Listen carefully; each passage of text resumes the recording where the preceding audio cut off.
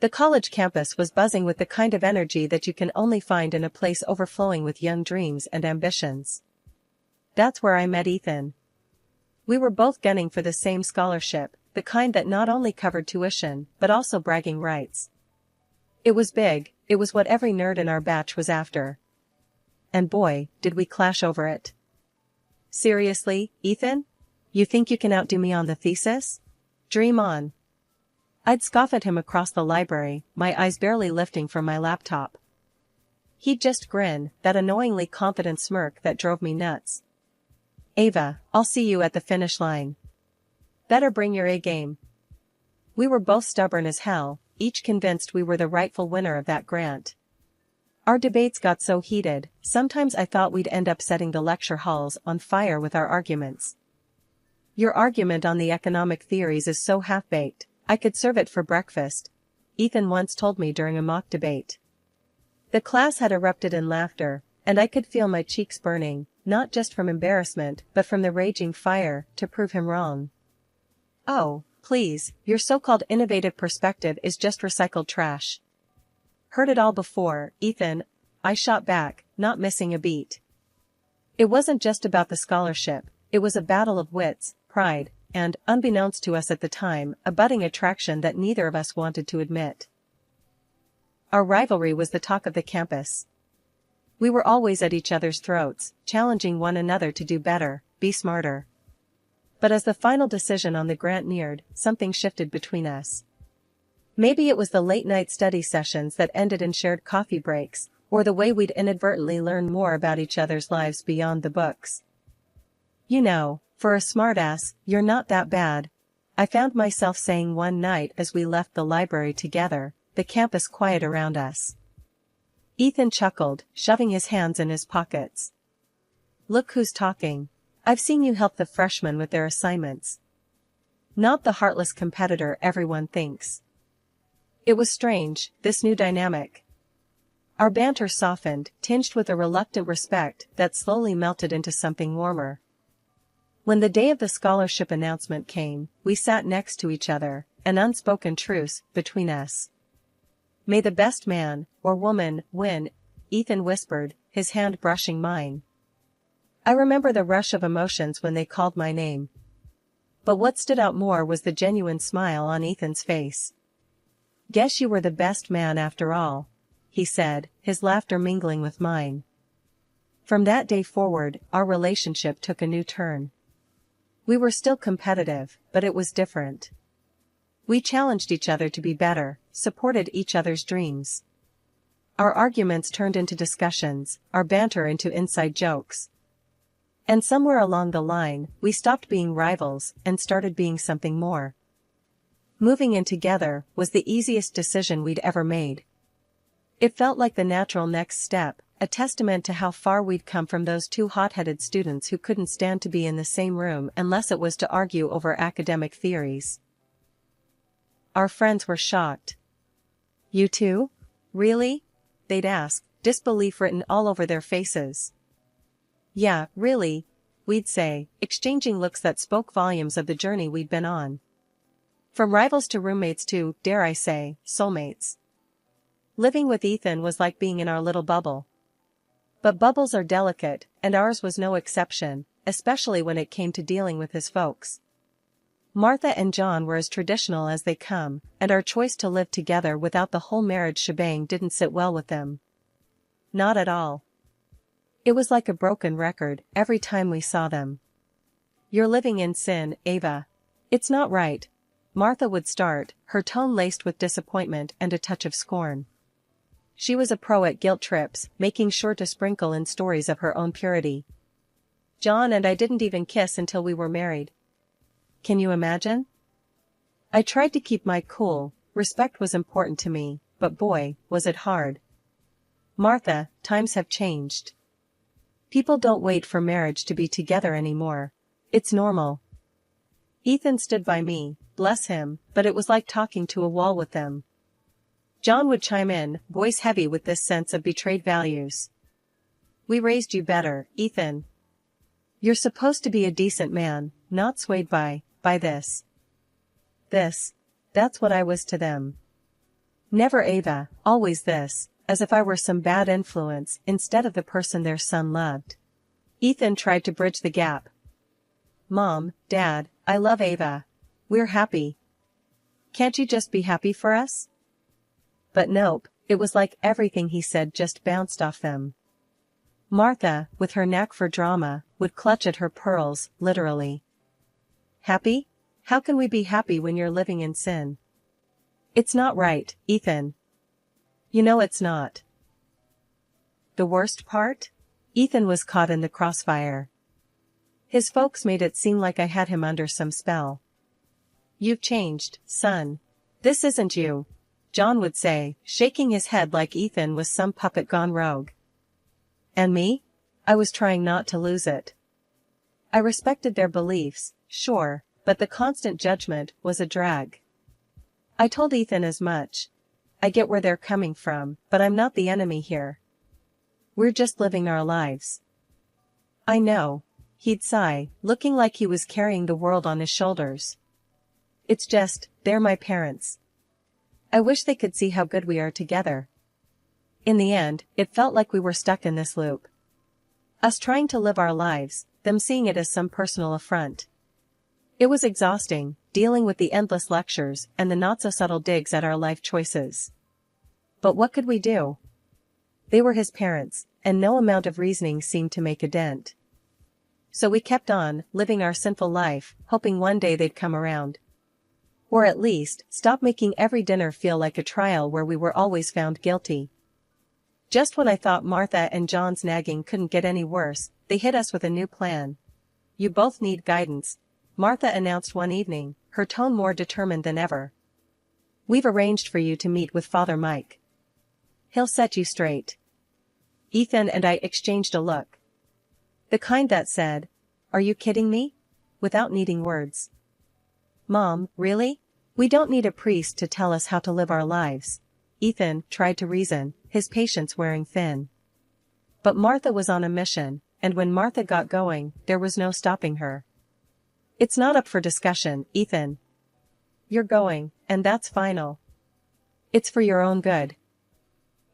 So there we were, a few days later, sitting uncomfortably in Father Mike's office, a cozy little room filled with religious books and those cliché inspirational posters. Father Mike was a kind-looking man, but the situation was just absurd. Now, I understand there's some concern about your living arrangements? Father Mike began, peering over his glasses at us.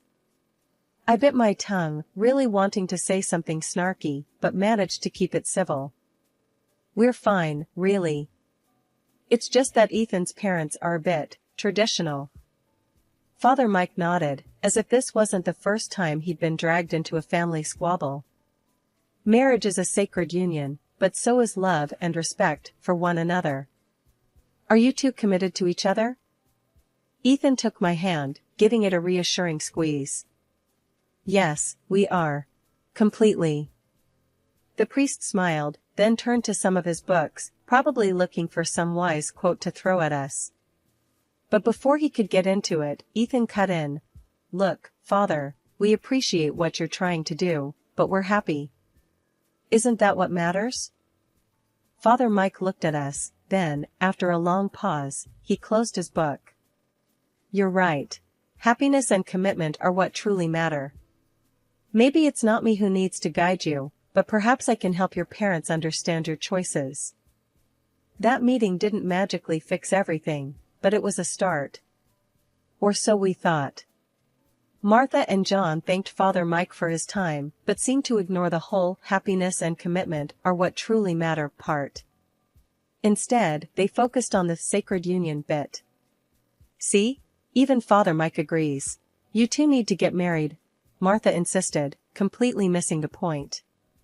Ethan and I just looked at each other, the reality of the situation sinking in. No matter what we did, it seemed like his parents would never be satisfied. It was like banging our heads against a brick wall. Let's just get married and get it over with, I muttered to Ethan on our way home, half joking, but also half desperate for some peace.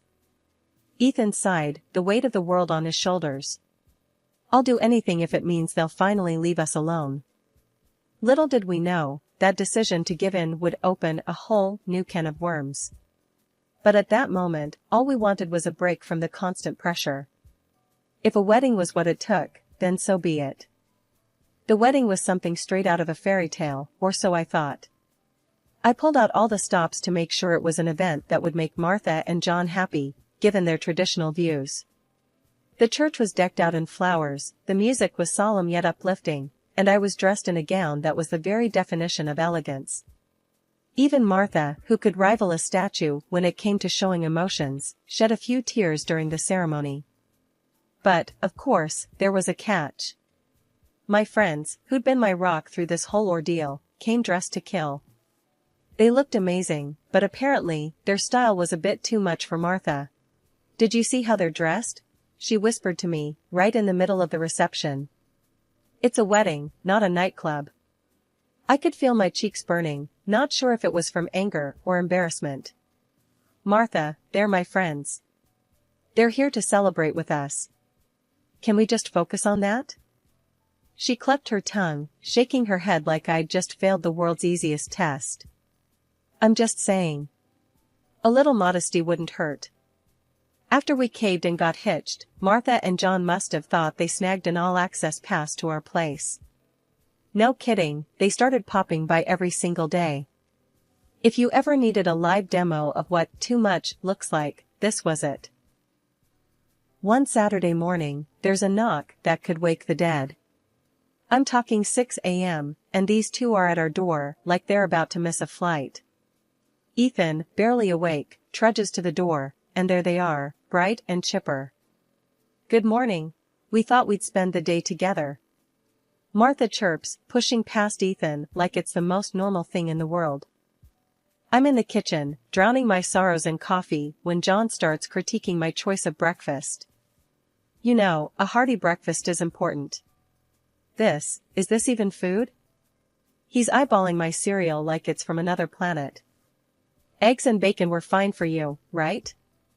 I mutter under my breath, not in the mood to start my day off with a lecture on nutritional values. Then, Martha, bless her heart, decides to give me a rundown on cleanliness. "Ava, dear, have you considered organizing your cupboards a bit more? And maybe using some coasters? Water rings on the table are such an eyesore." I'm biting my tongue so hard it's a miracle I still have it. Ethan sees me clenching my fists and jumps in. "Mom, Dad, you know, we really appreciate your visits, but maybe we could do with a bit of space?" You'd think he'd ask them to move to Mars by the looks on their faces. "Space? But we're family. We just want to be close to you too," John says, utterly baffled by the concept of personal boundaries. Martha's on the verge of tears now, playing the guilt card like a pro. "Do you not want us here? After everything we've done for you?" It's like walking on eggshells. You try to set some ground rules, and suddenly you're the villain in their soap opera. I hit my breaking point on a Thursday evening, the kind that started with the same old surprise visit from Martha and John and ended with me locking myself in the bathroom, just to get a minute of peace.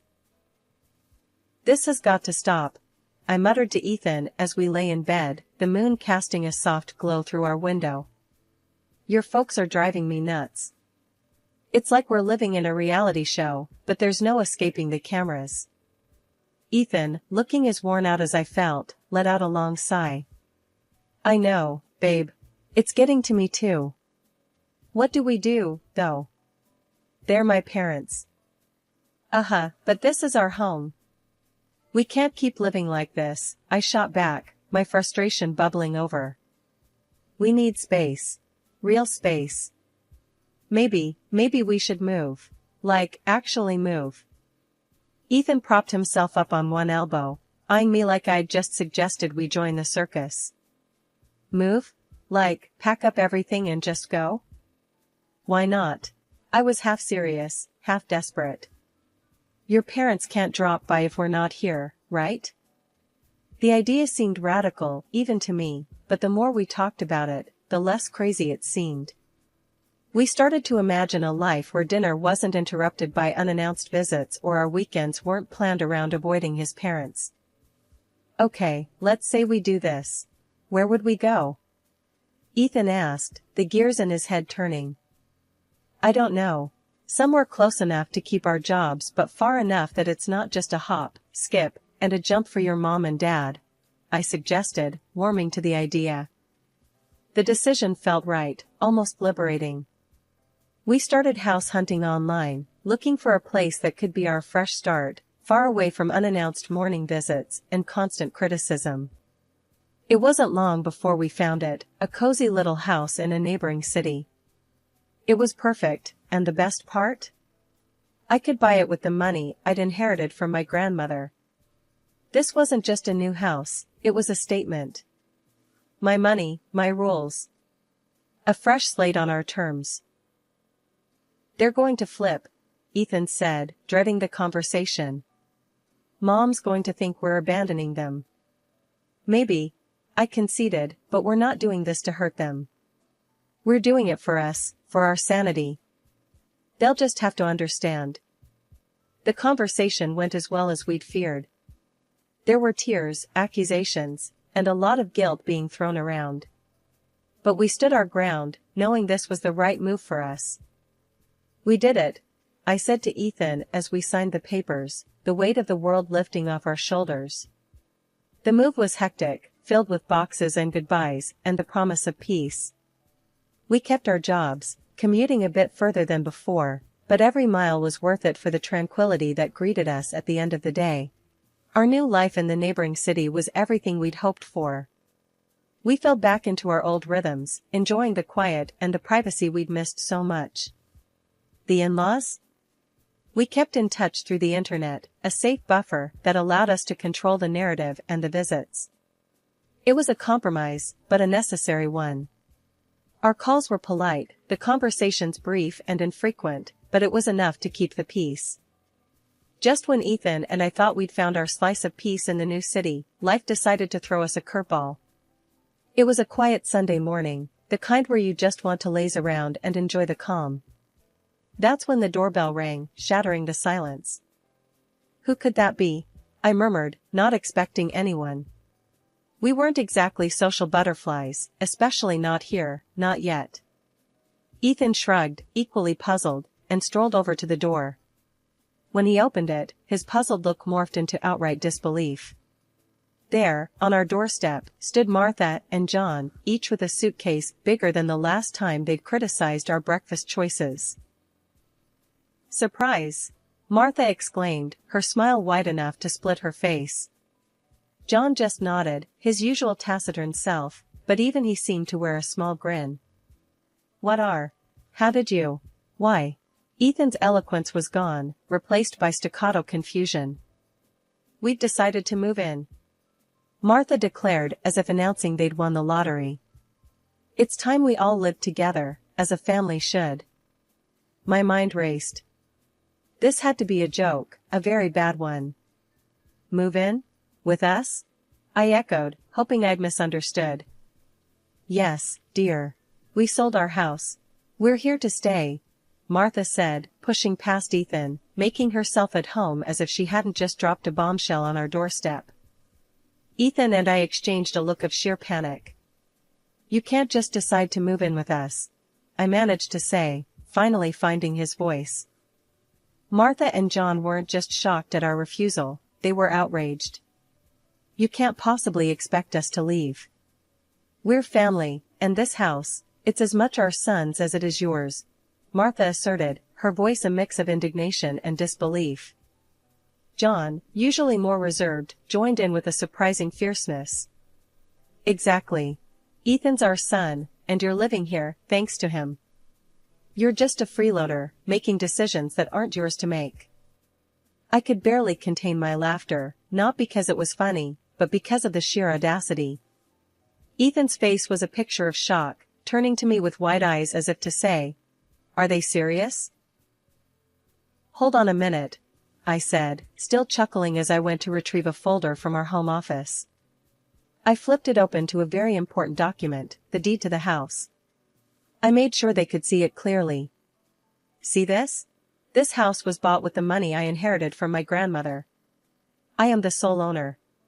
So, actually, it's entirely up to me who lives here. And you, I pointed squarely at Martha and John, are not staying.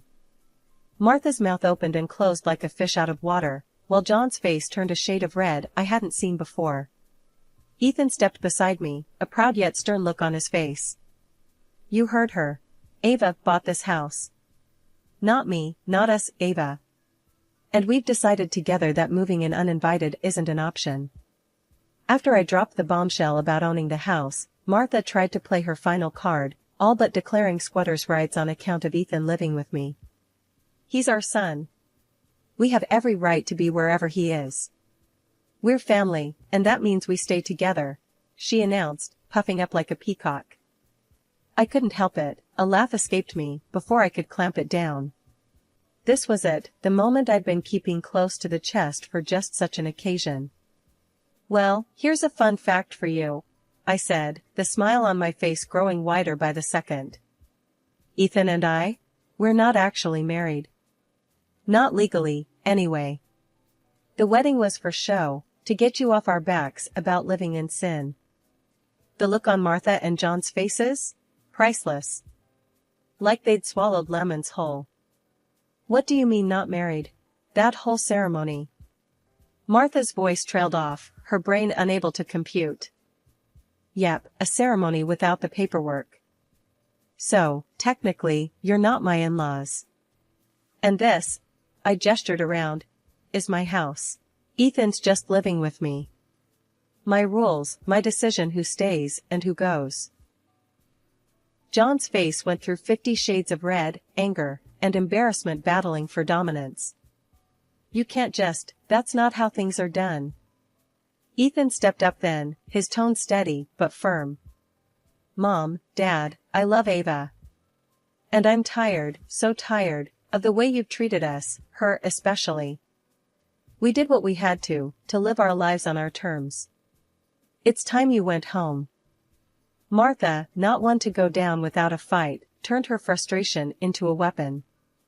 Ethan, you listen here. You're going to leave this woman, and come with us. She's tricked you, manipulated you. But Ethan was unmovable, a rock in the storm. No, Mom. I'm staying. With Ava. I love her, even if we're not married by your standards. It's my life, our life, and it's time you respected that. The standoff in our living room was tense, a silent battle of wills. But in the end, Martha and John had no choice but to leave, their departure a mix of rage and disbelief. As the door closed behind them, the silence that settled was profound, a mix of relief and the sobering realization of the bridge we'd just burned. Ethan and I looked at each other, a single thought between us, no matter what, we were in this together. After Martha and John huffed out of our place, tails between their legs, word got around through the grapevine that their big move was all a bluff.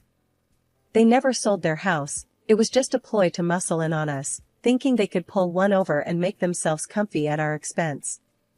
Can you believe that? The nerve of some people. But hey, here we are, still in our own little slice of heaven, shaking our heads at the whole mess. Can you imagine if they actually had sold their house? I said to Ethan one evening, the two of us sprawled out on the couch, enjoying the peace and quiet. Ethan chuckled, a deep, hearty sound that filled the room. That would have been a disaster. Good thing they're too attached to their precious home to actually go through with it. We got to talking about the future, just the two of us, figuring out where we go from here. So, what do you think about making it official, after you, if we're lucky enough to have a kid? Ethan asked, a bit hesitantly. I thought about it, turning the idea over in my mind. I guess. Might make things simpler, paperwork-wise. But I don't need a piece of paper to tell me I'm yours. Yes, I feel the same. It's just us, Ava. Always has been, always will be. Screw anyone who thinks they can dictate how we live our lives, Ethan said, his voice firm with conviction. It was settled then. We'd cross that bridge when we came to it, but for now, we were content. Just Ava and Ethan against the world, no legal documents needed to validate what we had. Our love was the real deal, stamps in the passports or not. And as the days turned into weeks, and the weeks into months, that feeling of us against the world only grew stronger. We were a team, and nothing, not even sneaky in-laws with their bizarre schemes, could tear us apart. As for Martha and John, well, they kept their distance. Maybe they learned their lesson, maybe not. But one thing was for sure, Ethan and I were untouchable, living our lives on our own terms, in our own time. The future looked bright from where we were sitting, a blank canvas ready to be filled with love, laughter, and maybe, just maybe, the pitter-patter of tiny feet. But until then, we were just fine enjoying the peace, thankful for every quiet moment we had together in our little sanctuary.